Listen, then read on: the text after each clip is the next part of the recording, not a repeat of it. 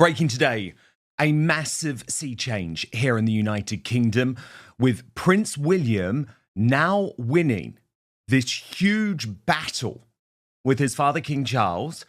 A royal earthquake that could redefine the very soul of the monarchy. Sources from both Westminster and Buckingham Palace confirm that Prince William has won a quiet but monumental battle against his father, King Charles III. The result? A proposal for an act of parliament that could permanently remove Prince Andrew, Princess Beatrice, Princess Eugenie, Prince Harry, Meghan Markle, and their children, Archie and Lilibet, from royal status and privilege. For the first time in modern history, the crown is being forced to confront its own bloodline. What should have been a triumphant week for King Charles, his historic Vatican visit, the first time a head of the Church of England prayed with the Pope in 500 years, has been completely overshadowed by this internal storm. The British monarchy, already weakened by scandal, division, and public fatigue, now faces its greatest test since the abdication crisis of 1936. King Charles has always believed in diplomacy and reconciliation, in the slow art of quiet repair. But his heir, Prince William, has lost patience. To him,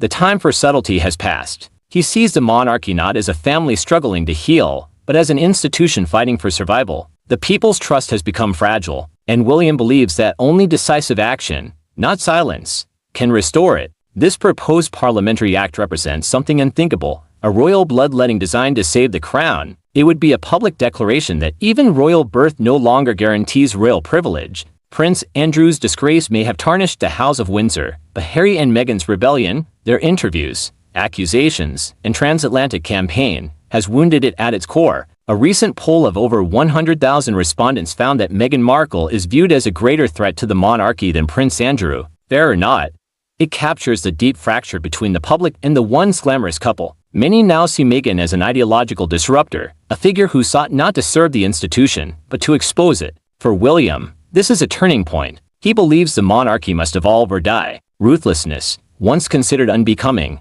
may now be its only defense. But across the ocean, Harry and Meghan are reportedly furious, determined to resist any move that erases their royal connection. Insiders claim Harry may directly lobby the British government, even against his father's wishes, a move that would ignite a constitutional and emotional war within the House of Windsor. Behind palace walls, tension is thick. Charles wants peace. William demands protection. The monarchy itself stands at a crossroads, between tradition and survival, forgiveness and finality. The late Queen Elizabeth II once said, "The monarchy must be seen to be believed." Today, it is being seen, but what the world believes may soon depend on how this family decides to end its most painful chapter yet. Breaking today, a massive sea change here in the United Kingdom, with Prince William now winning this huge battle with his father, King Charles, for there to be an Act of Parliament introduced at Westminster to jettison not just Prince Andrew, Beatrice, and Eugenie, but also Prince Harry, Meghan Markle, Archie and Lily once and for all. The growing scandal engulfing the British royal family has overshadowed for King Charles what was meant to be a historic visit to the Vatican, where he became the first head of the Church of England to pray with the pontiff in 500 years.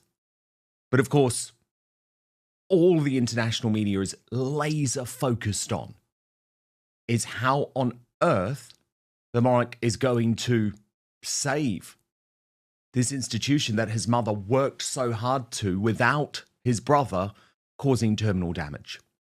We've got so much news to get to on this today. I am delighted to have with me Lee Cohen. He is a royal and foreign policy expert, a columnist for Fox News, The Spectator, and The Daily Telegraph. Lee, so good to have you back on Outspoken, and I do want to get to this column, which has gone completely viral in just a moment in terms of how on earth King Charles can deal with this situation.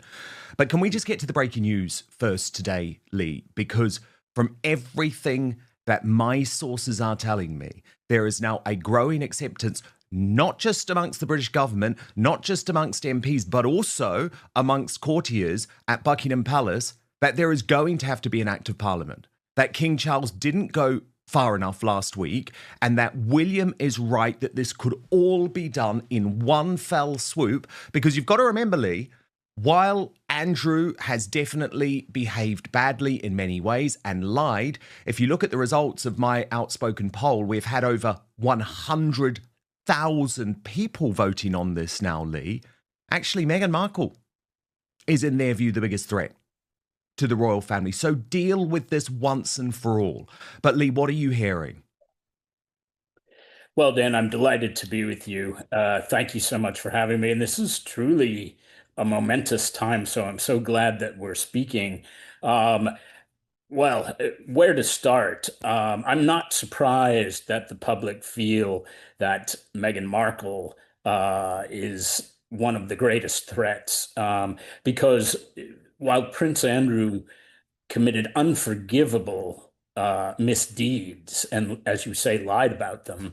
Um, he did never set out to do damage, and Meghan Markle certainly had an unforgivable vendetta, a score to settle, and who knows? Perhaps she didn't even have the score to settle. Perhaps it was her design before she even married into the royal family to bring it down, as one of the bedrocks of Western civilization, because she's clearly on a woke crusade, to fight everything that is bolsters Western civilization. So, having said that, I think it's very smart what you said at the beginning, to kind of this surgical precision to take care of all these things at once, because otherwise, yes, it was a tremendous step forward to for the King and the Prince of Wales to pressure Prince Andrew to relinquish the titles, and to stop using the titles, although of course he still has them legally. However, many commentators and the public have remarked that this really hasn't gone all that far to address the problem. But in my view, it's a good first step.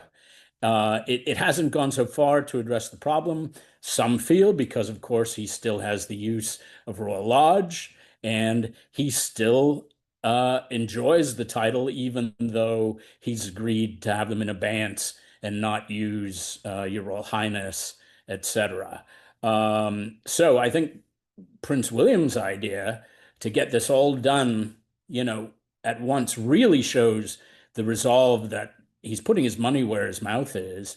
And as you know, Dan, the monarchy is a compact with the public. It really only survives as long as it maintains the trust and admiration of the public. Of course, there are constitutional backstops to that. But once the monarchy has lost, gone over the Rubicon, as it were, to the other side and is more unpopular than it's popular, then I think, really we could start to see things unravel for the future of the monarchy in an unprecedented way that we've never seen before. Prince William knows. Prince William knows that it's not just Andrew and Sarah and Beatrice and Eugenie which need to be dealt with. It's Harry, Meghan, Archie, and Lily too. And he wants his father to be tougher. I think that has to happen. I really, really do, Lee.